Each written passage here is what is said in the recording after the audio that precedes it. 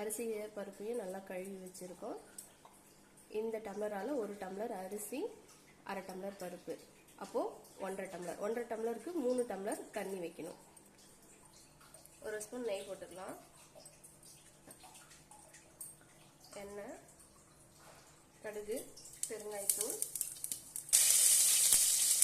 கருவேப்பிலை,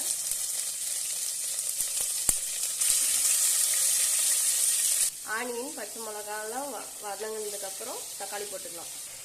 10 பல்லு பூண்டு, கல்லுப்பு, மஞ்சத்தூள், மிளகு ஜீரகத்தூள், குழம்பு மிளகாத்தூள். இப்போ இதை போட்டுக்கலாம். வதங்கணும், தண்ணி ஊற்றிக்கலாம். நல்லா கொதிச்சிருச்சு, அரிசி போட்டுக்கலாம். இப்போ மூடி போட்டு விசில் போட்டுக்கலாம். 3 விசில் விட்டு திறந்து பார்த்தா இந்த மாதிரி பருப்பு சாதம் சூப்பராக இருக்கும்.